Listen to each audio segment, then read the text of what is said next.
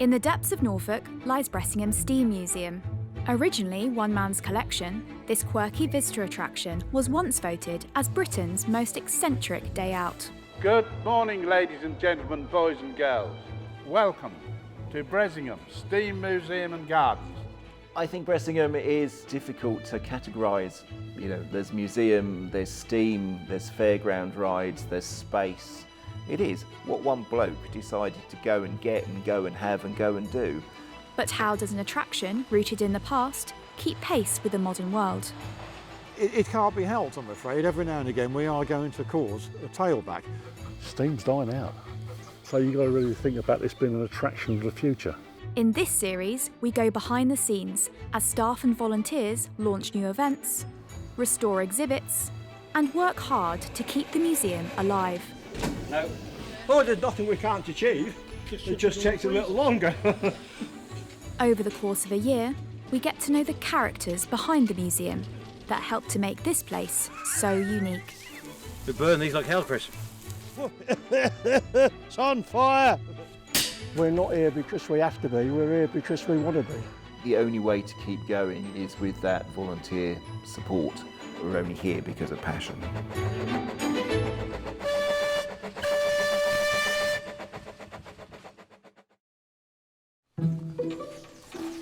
This time, volunteer Phil is put through his paces as he learns to drive a steam engine. That's too much, you're moving it far too much. Brian struggles to keep a Victorian relic in working order for today's public. Look, I feel this is very disorganised. Be quiet. The museum hosts a steam gala event, and the volunteers take the engines into town. And after a year-long restoration, the team hope to see if the museum's oldest engine will run again.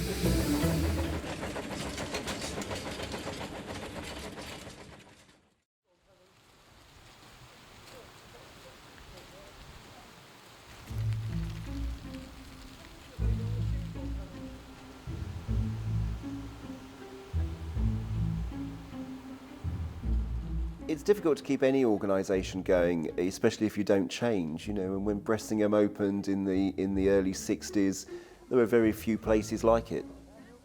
So Alan first came here in the late 1940s, 1948 I believe, brought the 228 acres of Bressingham for just under £10,000, which he told me was an awful lot of money in those days. Made a great success of the business, and then as we were heading towards 1960, decided that he needed a hobby really, that he'd achieved his goal here at Bressingham with his nursery, and that's when he started collecting steam engines and various other engines and just about anything he wanted to really, and realised that this could be an attraction that could be open to the public. So indeed in 1961, that's when we first opened, and it became the attraction that Bressingham is today. And as we move forward in time, 50 plus years, you know, it's a different world now. We're against other huge attractions. We're against people that just want to sit at home and be entertained by their screens. So there will always be challenges. And yet, I think if you can reinvent yourself occasionally while remembering what your core attributes are and what made you possible and why somebody wanted to set you up in the first place, then hopefully you can keep going for a long time.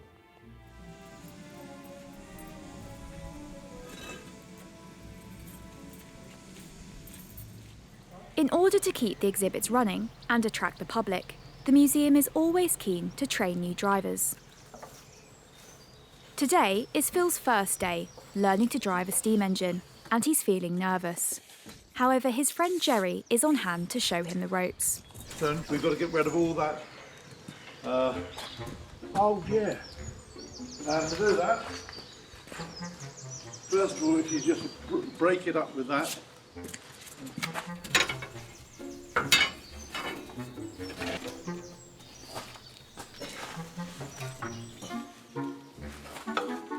Grab a hat. Oh God, just shove it in the tray in front of you.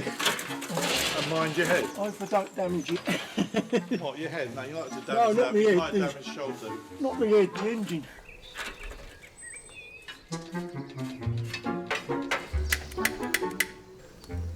Okay, now put that carefully, in the middle of the fire. Drop it down. Right, now get the hold of the wood here behind you. Be careful you don't smother the fire, but just chuck it in. You want it to catch light. Fairly quickly, just to throw it in. You've got to get in the habit, Phil, of being a little bit more. Just leave that for a second. A little bit more fierce. You're fierce, you're in everything you do. It's the same as on the track. You're very tentative about things. I see. Yeah. You can be a bit. Well, rough. I am. Yeah. I've done. Because of things have got to get done. So Phil Thompson is one of our newer volunteers, came as many do and guarded on the trains and then did some track work over a winter, carried on with guarding, and then, you know, you sometimes just have to ask people, do you want to have a go? Do you want to have a go at driving? Do you want to learn how to do it? So most of the staff and volunteers came to Bressingham earlier in their lives when they visited as a child in what might have been described as its heyday, and have come back at various times in their life to volunteer their time or to work at the museum. I mean, I certainly arrived here, I think, when I was about 4 for my first visit, and then came back during a difficult point in its history when we didn't have great cash reserves and visitor numbers were going down. Since then, you know, the whole team, everybody's pulled it together. We've changed what we are slightly and how we do stuff. And these days, although we're not a cash-rich business, we're getting by. We've paid our debts, and we're moving forward into bringing Bressingham into the lives of many people as generations go on.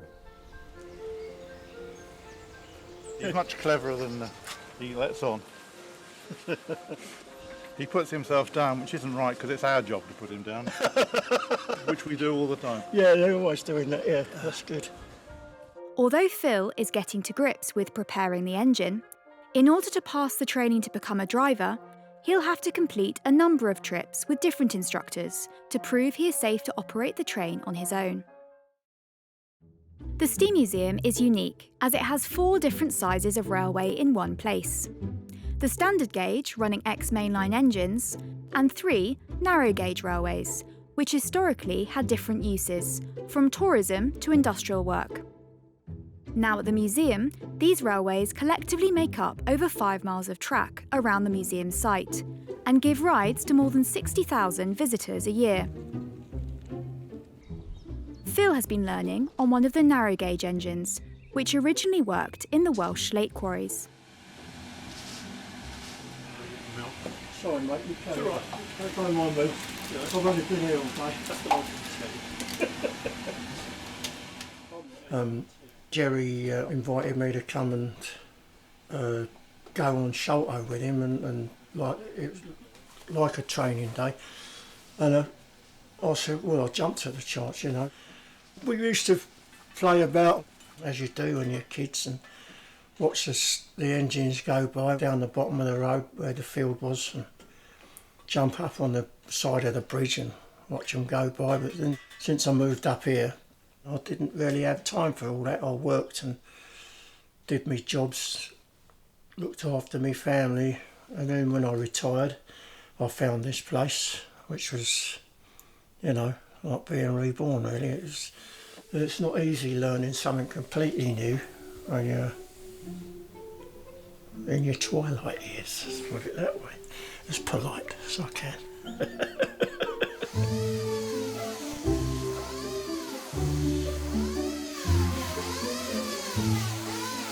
Meanwhile, in the Carpenter shop, Brian is busy working on a Victorian cockerel.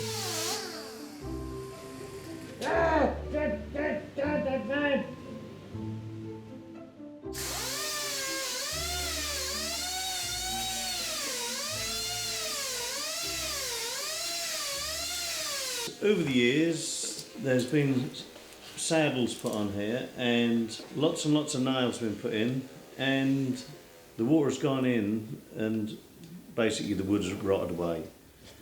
There's a bit of filler there, look.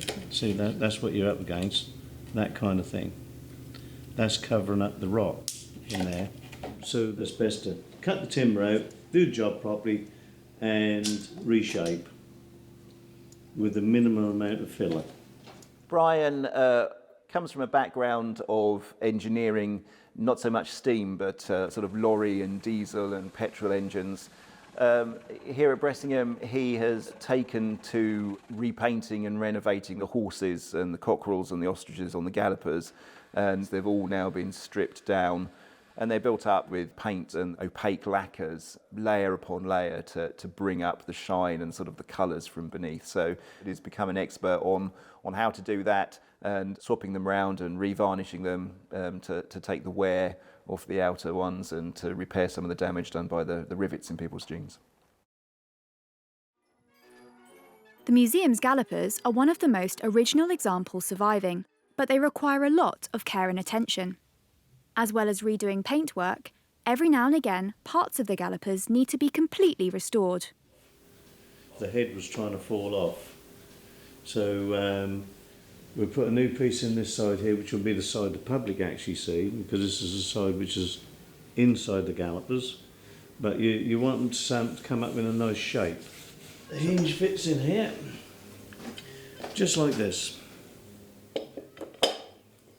like that. And that's countersunk in so that fits nice and true to the head, that flows.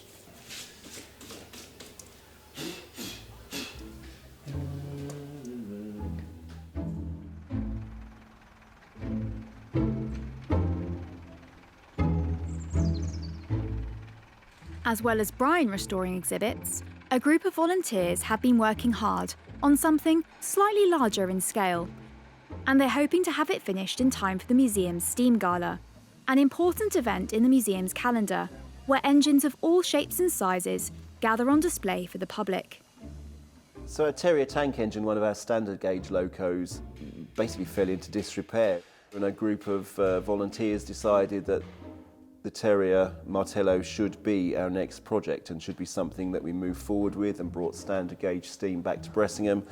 And that's certainly what they did. You know, they managed the project themselves with very little input other than time and the skills of Phil Gray, our chief engineer, who's been at Bressingham probably 20 years more than anybody else, and is helping the volunteers as they bring various locos and engines and projects at Bressingham back to life. My father was very much into steam trains, and he suggested I come down here and have a quick look. So at the age of 11, off I came, and I met Mr. Bloom for the first time. But I actually started working here in 1972, because I was the youngest about here for a long while, because all the rest were all more or less retired pensioners. And but I used to get on very well with them, and they did teach me a lot. And I'd like to think that they gave me the right sort of start in life, and hopefully I've been learning ever since. Well, it got to a point where I was the only one working in here. We now have another chap part-time, so we've got to work in with volunteers and they got to work in with us. Some have got the steam background, some work in an office all their life, and they come here as a change. So yeah, it's quite a varied cross-section.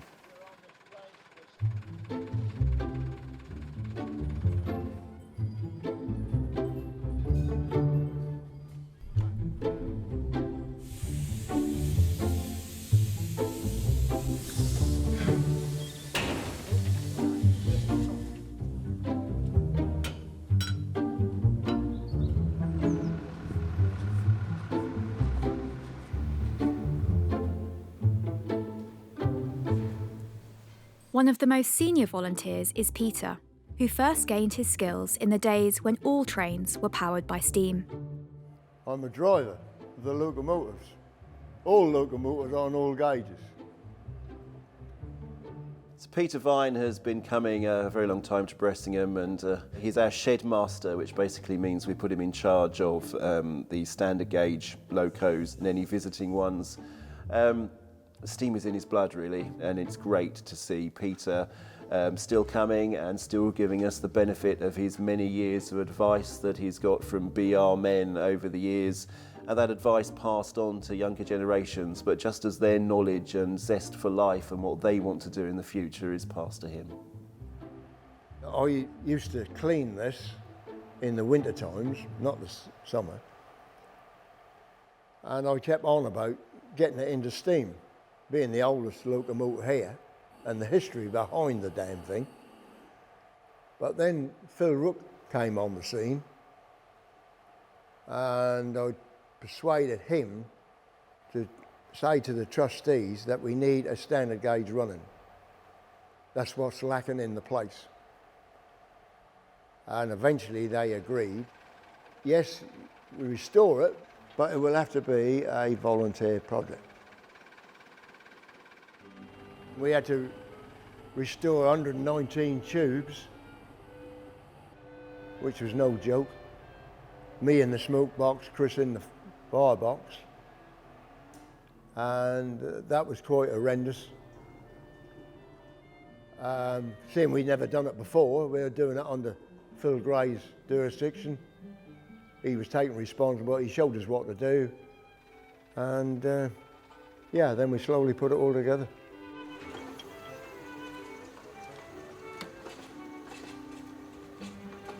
You might have cleaned these bolt heads up. Oh, just get on with you. Hey, I mean, they ain't good engineering, is it? Hey. Yeah, I mean, I get along with most people, they'll tell you. You only got to ask to get along with me. As long as this is running, as long as there's a standard engine running, I'm happy. They take this away, them small ones to me, I'm not bothered. I no longer drive them.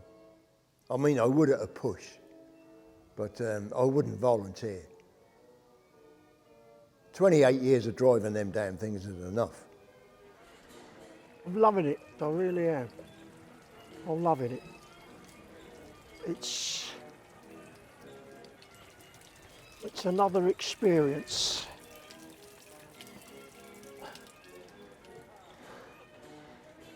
Something that if I wasn't here, I wouldn't be able to do this anywhere else, would I?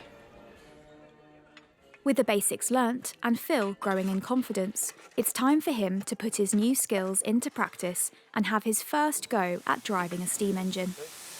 Right, shut the drain cock. Okay. Now I'm shutting the regulator because we're moving. Yep. Now controller on that brake there as we go down. Just, you can judge the speed.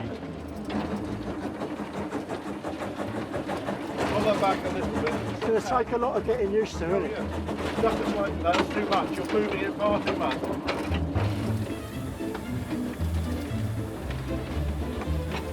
You get a much better view when you're standing on here though, don't you?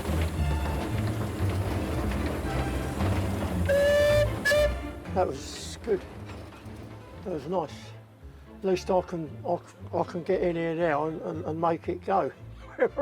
You know, whether it's going to be the right way or what. But before I come here this morning, I didn't have any idea of how to make the engine move.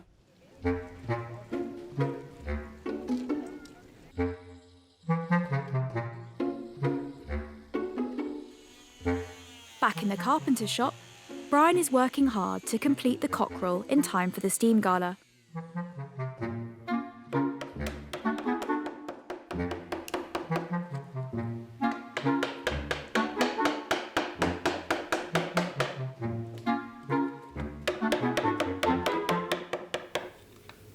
The top here will regain all the carve and all the squirrels. The other side will be cut out, which will be another day, and the wood, instead of the grain going following the front to back on the chicken, it will go across the chicken, because here is a place where the timber has got to be good, because this is where it's held onto the ride with the brass pole. And there's one little nail here which we don't want in there, so we'll try and get him out successfully.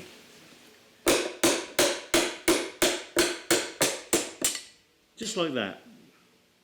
You see, and that rust is attacking the timber. And what we do nowadays is I try and use stainless steel screws wherever possible and fit everything together with dowels. And that way you don't have this problem. So it shouldn't break in my time. A few weeks later, and with Martello's paintwork complete, it's time for the volunteers to reassemble the engine almost 150 years after it was first built. I think what we'll have to do is get him to take this off, and then I'll shift the Land Rover out of the way. Hang on, it's stuck somewhere. Chris Stratford was the leader of the gang, because he knew a bit about engineering, and he knew more than I'd have ever known. I only know about driving and firing locomotives and the right procedure of them. Chris and Ian sort of done the graphics on the side, sprayed them. I painted the wheels and a lot of other stuff, the framing. But it just took time. I mean, Chris was coming here once a week and I was coming here once a week. So we didn't have a lot of time to put down on it. But we were working on the full grade jurisdiction. So we couldn't go wrong really with his knowledge and experience. That's it.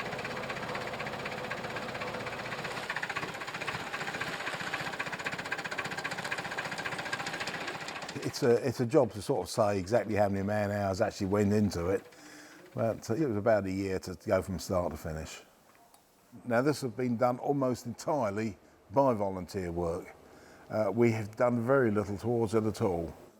And the chap that actually did the painting on it, the final line in the light, he's a school teacher. But to be honest, his lining is first class. You know, it's that people can adapt to do things. Yeah, so no, I'm very pleased with it. It looks nice. Without volunteers, there's no way that this could run. Although Martello is now back in one piece, the final test will be to see whether or not the engine moves under its own steam.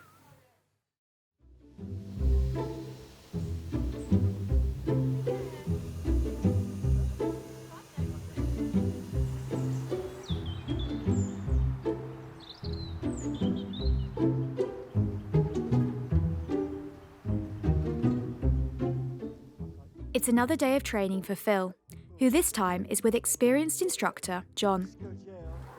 Put the reversing lever forward now, Phil, and be ready. Right. Yeah, okay, tooty-tooty. Handbrake off. And away we go. There's nobody standing in front of you. Well, nobody can see it anyway. Go on, off you go. That's it. Go on, give it a bit more.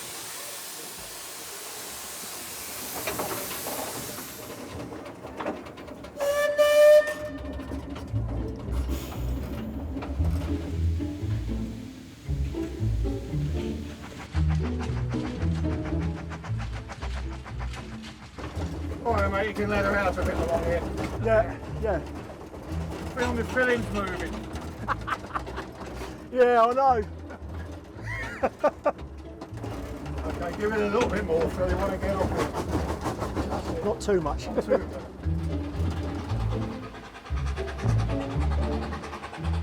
Once I get used to doing all this by myself, I'm going to enjoy it. Okay, brake. That's it. Very nicely done, Phil. Let the brake off, mate. Well done, driver. Nice, Thank you. nice Thank you. smooth ride. Yeah. Well, Let's try this side. Yeah, be in there, mate. That's it.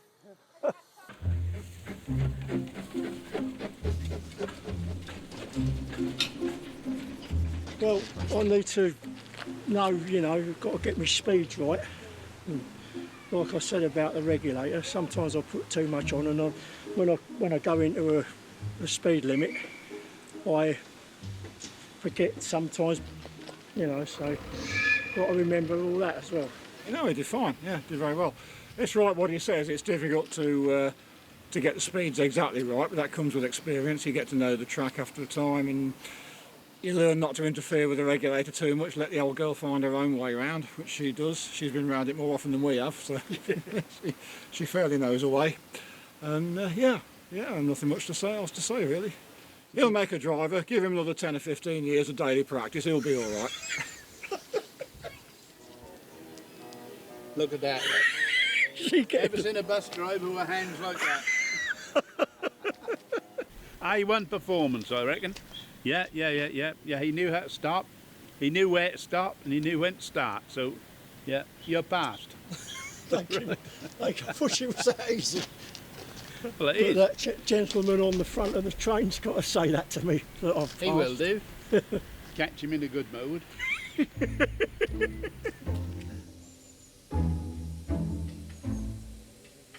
In the carpenter shop, it's time for Brian to carve some of the more intricate detail before the paint is applied. We just sharpen the chisel, which is a rounded chisel, which is rounded here. So when we go to cut the carving, it will just go naturally round on the edge. And this is an internal sharp edge with a sloped edge here, so you naturally go round. So when you go in here like this, you come round here, we can cut that out very neatly, like that.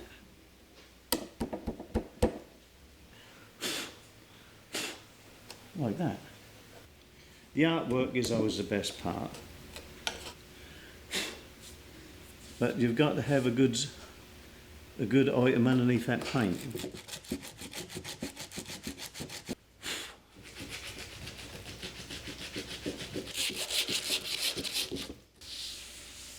That's an art form in itself. If you feel that feels right, that will be okay, and then it's time for paint.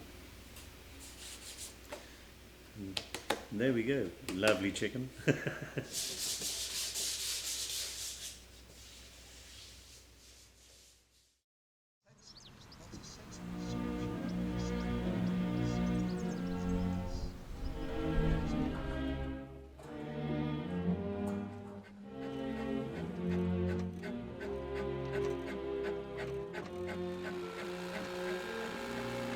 Today, the team are eager to see if Martello will move under its own steam for the first time since restoration. Without Martello running, the museum will have no mainline train to take passengers on the day of the steam gala. Peter has the honour of preparing the engine for today's test run. Well, I'm cleaning the fire bars, right? So there'll be air flowing freely through it. There's be clinker stuck or melted between the bars of the apertures, right? So they have to be broken up, which you do it with this implement which is called a pricker. Perfect. With a newly repaired boiler, the team are hoping that there will be no water leaks when the fire is lit. Right, I'll do you for a minute. I'll just get that. Okay, cheers, Chris. What we got is regards leaks. She's dry. She's dry, mate. So that's a good sign.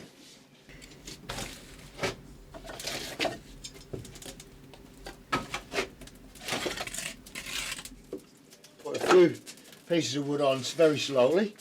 Got to chill it.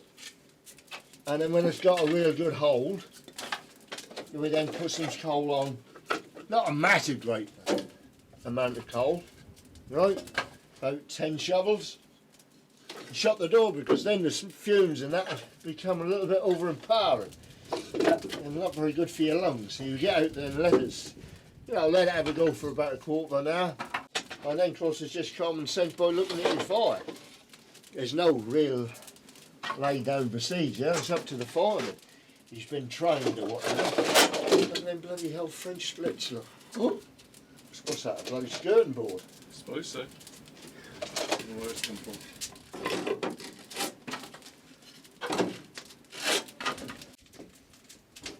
Being a very low fire, you've got to swing it and listen for the sound of the coal hitting the back.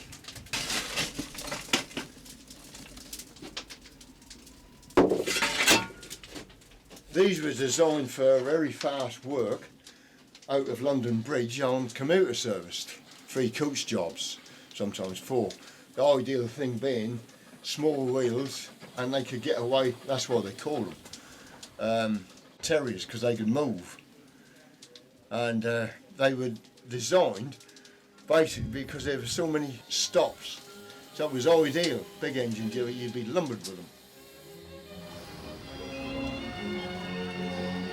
There we go.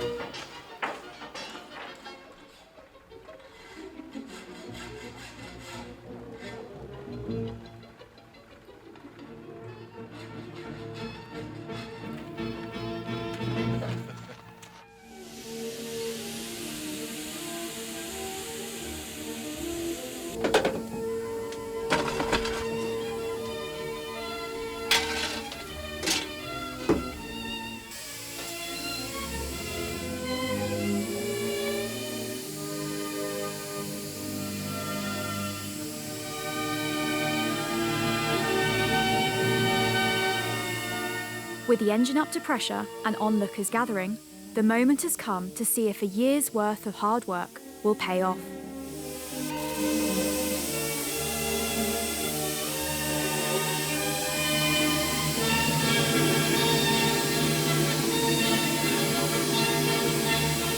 We all were under the opinion that something might be blowing or amiss, but no, it ran like a sewing machine when it came out of here.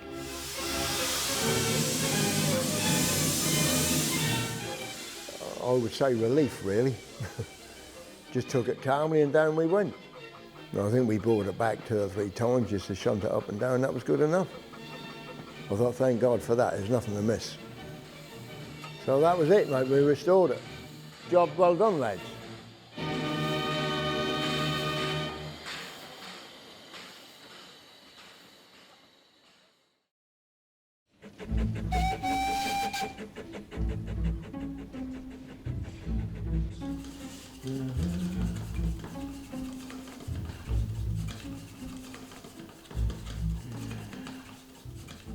And this afternoon we're using flamboyant amber.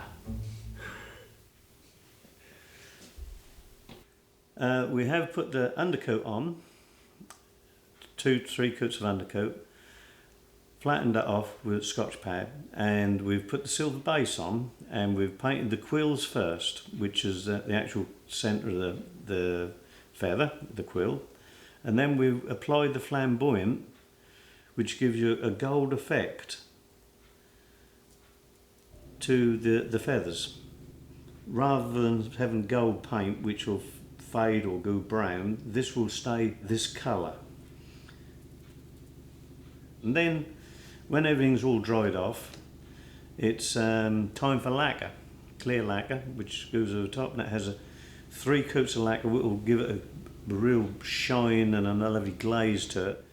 And that's sort of true to how they would have been years ago. Because when the fair arrived, that was so flamboyant with all the nice colours and so bright, that brightened people's lives years ago. And plus, that had lights as well, when people only had gas lamps or paraffin lamps in the houses. So when the fair rolled into town, that was, wow, we're going to have a look. And the more exciting the colours are of the gallopers, like we're doing, and sort of authentic and gaudy and bright, the more that draws the public. And of course, Bressingham draws the public. So we try and do our best as what we can, and there you go. That's as easy as that. When you know how.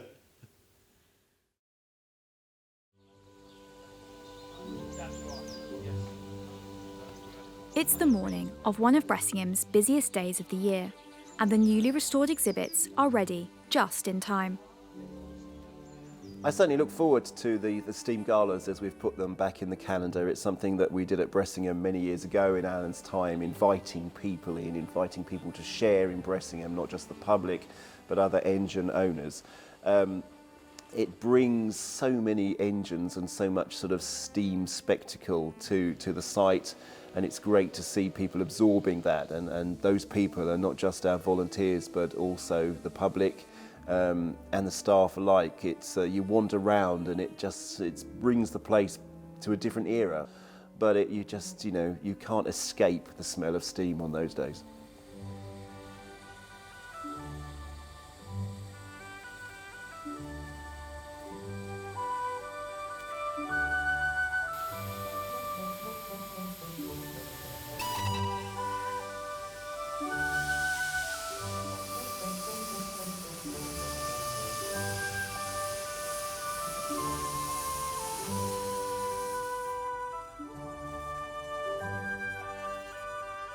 With the paint job on the cockerel complete, it's all hands on deck to ensure the Gallopers' newest edition is ready for when the public arrive.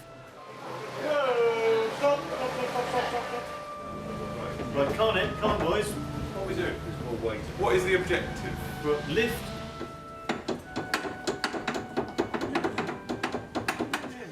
I'm trying my best. What are you doing? I'm trying my best. race. Right. Right, we're out. Hang on a minute. Okay. Hang on, we need a cut.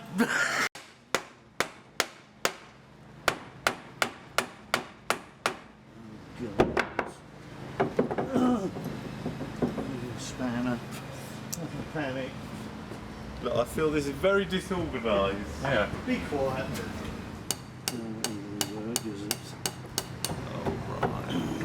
Why don't you put a bar through that hole and just knock I haven't got a bar with me, have I? There's a bar in the White Hart. It's getting quite heavy now. Yeah, I think that's getting heavier. Yeah. Well, hang on a minute. Let it down. Right. We'll go and get the chicken. Just leave it like that. Right, wouldn't No, bro, it ain't gonna fall down. What are we doing now? We'll go and get the chicken and go and get a bar Get the chicken from where? from in the carpenter shop. We've got to carry it all the way up here. Yes, what do you think we've got to do? Bring a sky balloon or I'm hook or trying to something? run a service here.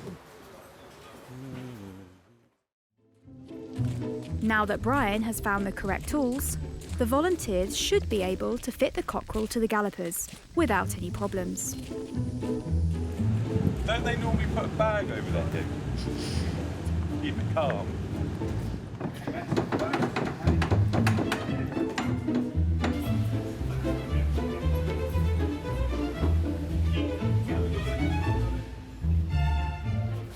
I think with my history at Bressingham, you know, I started out on the gallopers, and it's always going to be something that's special to me.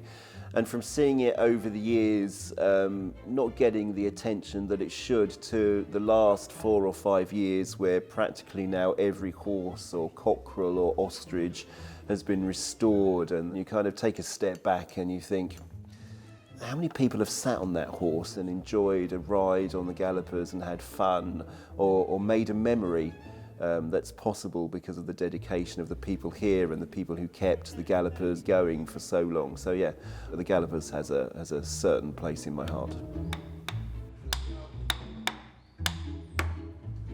Perfect.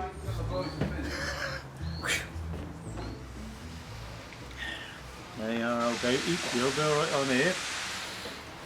We'll have loads of customers sitting on that. Another one done, as they say. Right, back to camp. Yeehaw!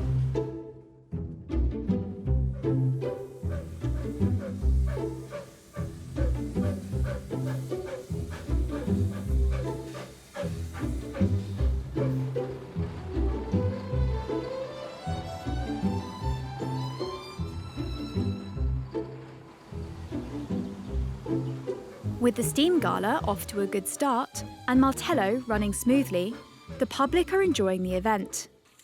Today is also the day where Phil is hoping to pass his test to become an engine driver. He just has one more observation to complete with instructor Ray. Not an expert, isn't it? It's a struggle to find drivers in general, yeah. The thing is, you must remember that the main season's 7 days a week. Particularly in the July-August period, we would require 3 or 4 drivers every day, 7 days a week. So even with 50 drivers, when you get July and August, you can soon use them up. Phil is showing confidence with his driving, and the observation is going well.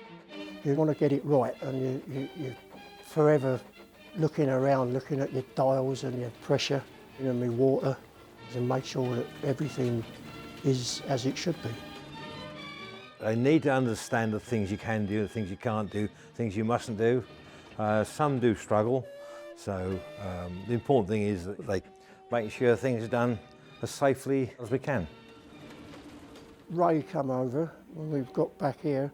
Ray come over with this bit of paper, and I didn't actually think that it was a pass-out paper, but it was, and I signed it, and I think Ray was quite pleased with me, and he passed me out, and that was nice.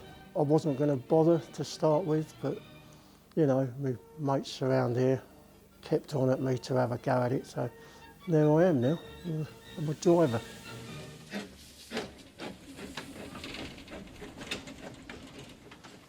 With Phil heading off for a well-earned rest, the Steam Gala has been a success, so the volunteers decide to celebrate by driving some of the engines into town. It's been a good gala, we've had good weather, we've had a lot of people in, and they've all enjoyed themselves. And we're now going down the pub with the traction engines to get some chips and a drink, but only one.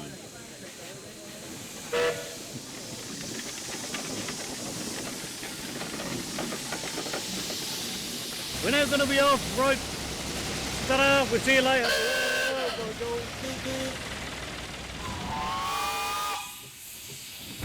How do you say, meet you in the long grass, something good at long last, we're away, next to me.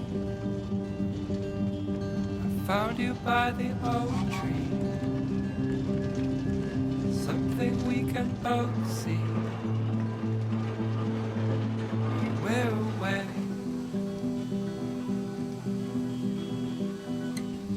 So much of people's lives revolve around Bressingham, for which of course we're thankful, and it really is the culmination of such hard work to see such great things happening, driven by the staff and volunteers. And you get days when, you know, suddenly there's yet another restored horse or cockerel on the gallopers, and projects come to fruition, and you just see that raw pouring of emotion that people do in so many different ways. New accidents and new wacky races this year. We done fine, done well. Weather's come out for us. You can see the sun's coming down, which is lovely. We're going to have some fish and chips and some beer on the green, and then we're going to trundle back this evening.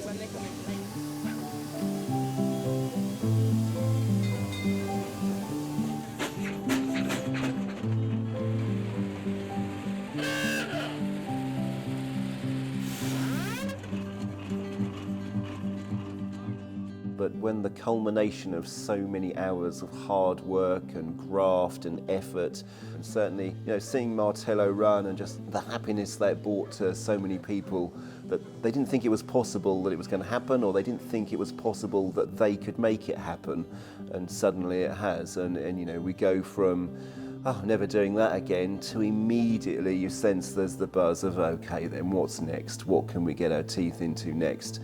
And it's just great, and I admire them all, and I'm thankful to them all.